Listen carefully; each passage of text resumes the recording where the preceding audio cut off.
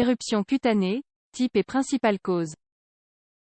Les éruptions cutanées sont dues à de multiples causes, comme la génétique, les infections, les allergies, les facteurs environnementaux, etc. Le traitement dépend, dans une grande mesure, de l'agent causal. Une éruption cutanée, aussi connue sous le nom d'efflorescence, est une lésion éruptive sur la peau. En d'autres termes, il s'agit d'un changement sur l'épiderme qui peut affecter la coloration, l'apparence, la forme ou la sensation au toucher.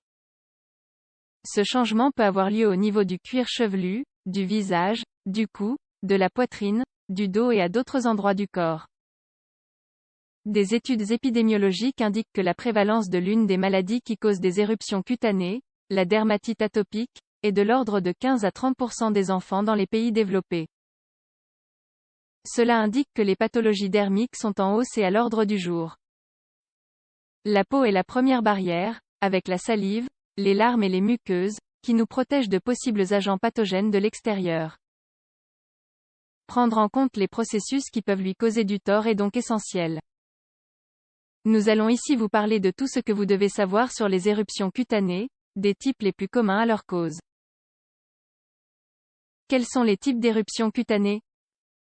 La définition du terme éruption cutanée est très diffuse et de nombreuses pathologies peuvent entrer dedans. La clinique Mayo nous montre les types d'éruptions cutanées les plus habituels.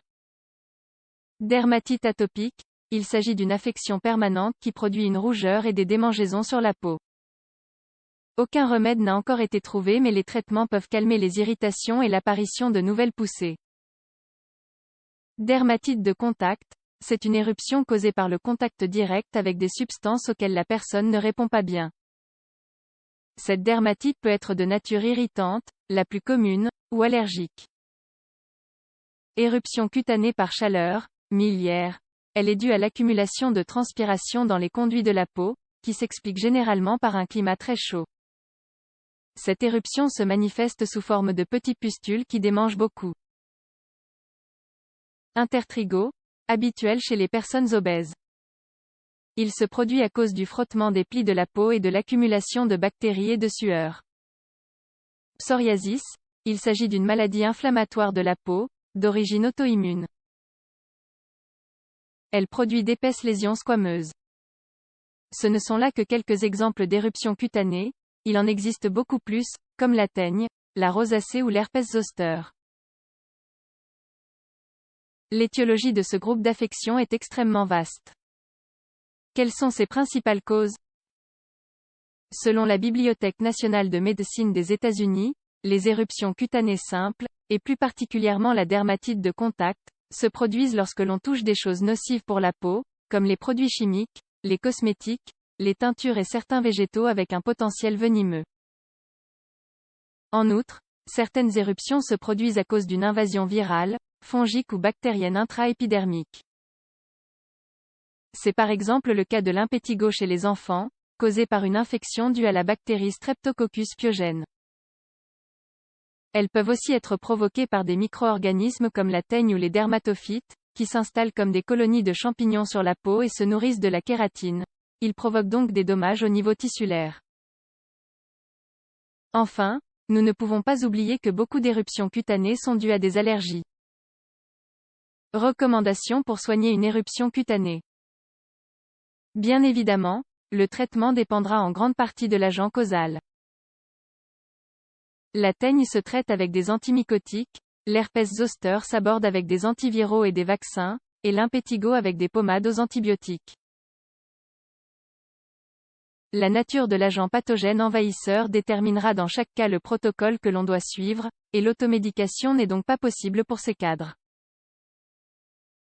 Par ailleurs, les maladies chroniques comme la dermatite atopique ou le psoriasis n'ont pas de remède absolu. Dans ces cas, des portails comme l'American Academy of Asthma and Immunology indiquent les stratégies suivantes. Évitez de trop frotter la peau. Utilisez des vêtements confortables. Utilisez des crèmes, des solutions et lotions prescrites par le dermatologue pour soulager les démangeaisons. Laissez la zone affectée exposée à l'air libre, le plus souvent possible. Utilisez le moins de savon possible et le remplacez par des gels au pH neutre. En général, la crème d'hydrocortisone à 1% traite efficacement les rougeurs, les gonflements et les douleurs sur la peau. Cette famille de médicaments peut être obtenue sans ordonnance dans les pharmacies. Quand consulter un médecin en cas d'éruption cutanée?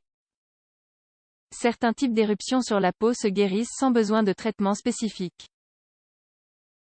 Il est néanmoins nécessaire de consulter, surtout s'il y a d'autres symptômes comme une douleur dans les articulations, une difficulté à respirer, le visage enflé, des zones trop sensibles et douloureuses ou des plaques rouges.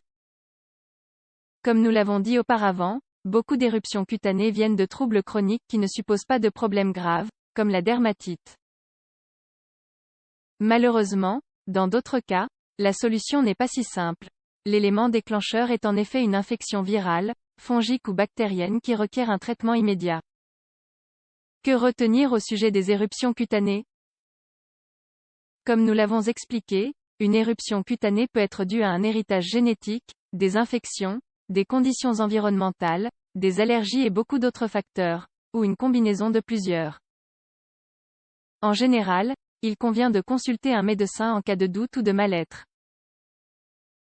Étant donné qu'il s'agit d'une condition avec de multiples causes sous-jacentes, avoir recours à l'automédication n'est pas une bonne idée.